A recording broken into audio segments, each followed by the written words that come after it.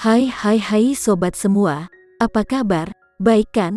Semoga kalian semua sehat selalu, bahagia selalu dan banyak rezeki. Kali ini Mimin mau melanjutkan cerita dari novel Ternyata Suamiku Penguasa.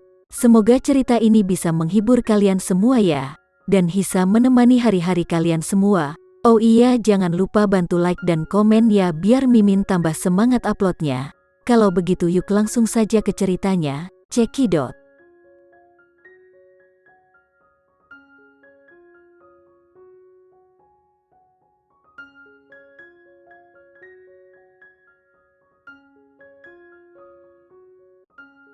Putri tahu dengan jelas bahwa Andi Andrean orangnya sangat sombong. Jika mereka menentang Andi Andrean, maka arogansinya akan menjadi racun paling mematikan, pedang tajam yang akan melukai orang. Sebelumnya, ketika Putri bersama Andi Andrean, apa yang diperlakukan dengan baik oleh Andi Andrean, bukanlah sesuatu yang bisa dibandingkan dengan orang biasa. 3 tahun kemudian, Putri menentangnya, dan Andi Andrean mengancamnya dengan keselamatan orang-orang terdekatnya. Ibunya akan dipaksa untuk bunuh diri, dan itu pasti ada kaitannya dengan Andi Andrean. Selain tuan muda sulung keluarga Andrean, siapa lagi yang begitu kejam melakukan itu semua kepada Citra? Tuan Agil tersenyum dan suaranya sedikit meninggi, seolah-olah dia mengatakan sesuatu yang sangat menyenangkan. Aku ingin berbicara dengan Citra sendirian, kata Putri. Kalau begitu aku akan pergi ke depan dan menunggumu di sana.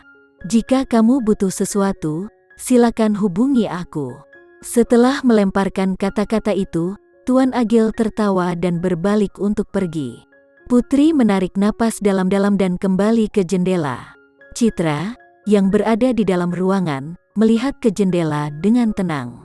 Tatapan Putri jatuh di wajah Citra.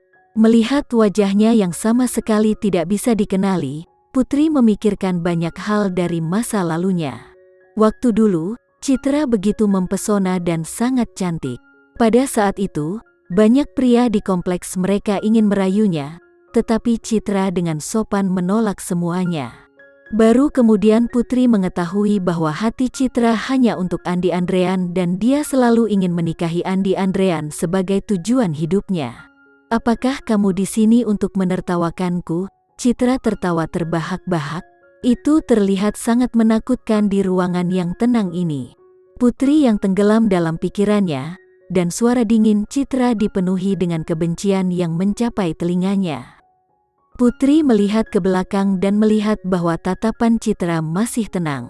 Namun, ekspresi wajahnya sangat ganas sehingga membuat orang yang melihatnya akan merasa mual. Putri menahan rasa mualnya dan berkata dengan tenang, itu benar. Jika Citra ingin berpikir seperti itu, biarlah. Lagi pula, Putri tidak pernah peduli tentang apa yang dipikirkan Citra tentang dirinya. Sejujurnya, Putri tidak tahu mengapa dia datang menemui Citra.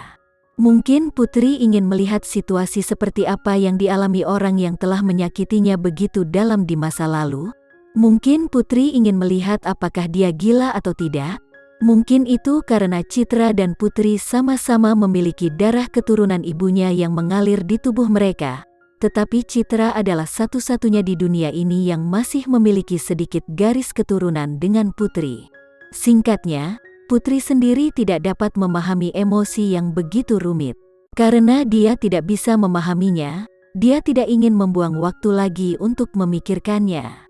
Sayangnya, aku harus mengecewakanmu. Citra memelototi Putri dengan marah sebelum tertawa lagi. Biar ku beritahu, aku tidak gila. Pikiranku sangat normal. Putri berkata, dengan penampilanmu saat ini dan dikurung di sini, apakah ada bedanya jika kamu gila atau tidak? Itu semua adalah perbuatan orang yang bernama Agil. Dia yang berada di balik semua ini. Dia menyuruhku untuk membunuh Andi Andrean. Itu perbuatan Agil. Semuanya adalah perbuatannya.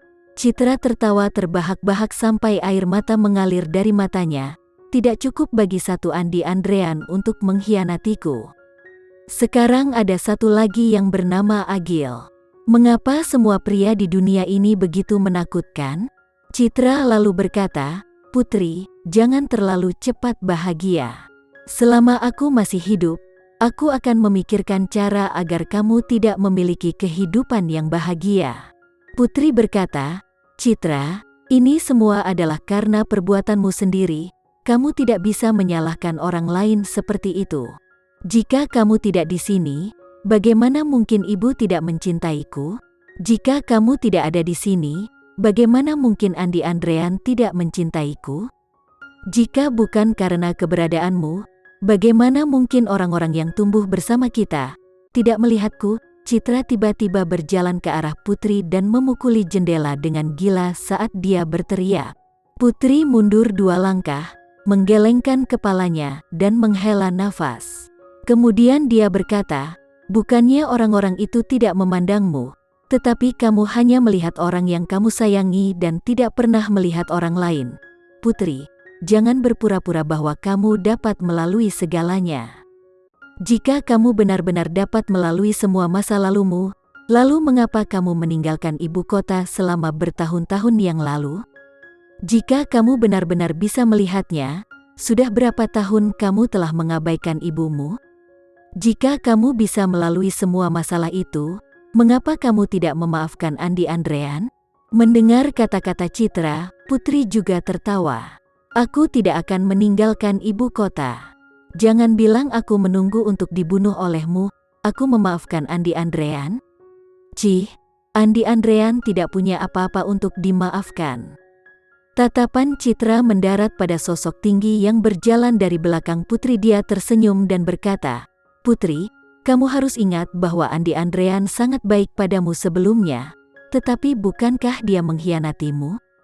Lihat saja, Randy akan segera menjadi Andi Andrean kedua." Putri tidak pernah menganggap Randy dan Andi Andrean sebagai tipe orang yang sama. Ketika Putri tiba-tiba mendengar kata-kata Citra, dia menjadi marah. Bahkan saat ini, Citra masih ingin mengutuknya. Putri hendak membalas, tetapi sebelum dia bisa menyelesaikan kalimatnya, dia mendengar Randy memanggil namanya. Tubuhnya sedikit menegang saat Putri diam-diam menarik napas dan berbalik untuk menatapnya. Dia berdiri beberapa langkah di belakangnya, lurus dalam setelan abu-abu peraknya yang biasa, matanya menyipit di bawah bingkai emas seolah-olah dia sedang marah. "Sudah berapa lama Randy di sini? Sudah berapa banyak percakapan yang Randy dengar antara aku dan Citra? Randy, kenapa kamu di sini?" Selain khawatir, Putri juga terkejut. Tidak lama sebelum Randy tiba. Dengan kata lain, Randy terbang tepat setelahnya. Citra tertawa terbahak-bahak. "Putri, laki-lakimu ada di sini. Kamu hanya pergi sebentar, dan dia sudah datang mencarimu. Aku benar-benar ingin melihat betapa sengsaranya kamu ketika dia meninggalkanmu di masa depan." Randy berjalan mendekat dan memegang tangan Putri dengan erat. Randy memandang Citra dengan muram dan berkata dengan dingin, "Kalau begitu, aku khawatir aku akan mengecewakanmu Nona Citra. Putri adalah istriku. Aku akan merawatnya dengan baik selama sisa hidupku." Suara Randy sangat lembut, tapi penuh dengan kekuatan. Aura kuat dari tubuhnya langsung menekan kemarahan Citra. Citra membuka mulutnya, tetapi tidak ada kata yang keluar. Randy menarik kembali pandangannya dan menatap Putri. Ketajaman di matanya langsung menghilang saat dia pergi menjauh. Melihat punggung mereka, terutama melihat Randy yang dengan hati-hati melindungi Putri, Citra tidak bisa menarik pandangannya. Citra diam-diam memikirkan seberapa dekat dia dengan pria itu dulu. Jika Citra dulu tidak melepaskannya dengan mudah, jika dia bekerja lebih keras lagi, maka semua yang dinikmati Putri sekarang akan menjadi miliknya. Sepanjang jalan, Randy tidak mengatakan apa-apa, dia juga tidak melihat Putri. Baru setelah mereka naik mobil, matanya yang gelap dan marah tertuju pada Putri. Putri merasa sangat tidak nyaman di bawah tatapannya. Putri membuka mulutnya dan berkata, "Randy, aku..." Randy memotong pembicaraan Putri, dan berkata dengan dingin, "Putri, apakah kamu benar-benar menganggapku sebagai suamimu?" Jika Putri menganggapnya sebagai suaminya, Mengapa Putri membawa segala beban di pundaknya dan tidak pernah memberitahunya? Putri menyembunyikan semua yang ada di hatinya dan menutup rapat dirinya di dunianya sendiri. Hatinya bahkan tidak ingin membuka celah untuk Randy. Randy ingin berjalan ke dunianya, untuk melindunginya dari angin dan hujan, untuk mengatur kehidupannya, tetapi Putri tidak ingin memberinya kesempatan. Aku tidak menganggapmu sebagai suamiku. Menurutmu aku pikir kamu apa? ATM, atau mesin uang berjalanku? Putri menggigit bibirnya sambil memelototinya. Tepat ketika Putri menyelesaikan kalimatnya, dia merasakan sakit yang tajam di bibirnya. Sebelum Putri bahkan bisa bereaksi, Randy sudah dengan paksa menciumnya. Randy membuka paksa giginya, mendobrak mulutnya, dan memaksanya untuk menerima ciumannya yang kuat.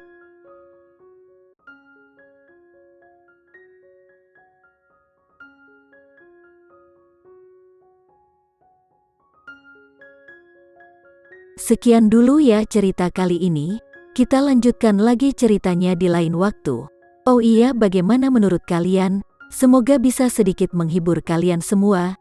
Jangan lupa like, share dan komen ya. Untuk teman-teman yang baru nonton jangan lupa subscribe-nya.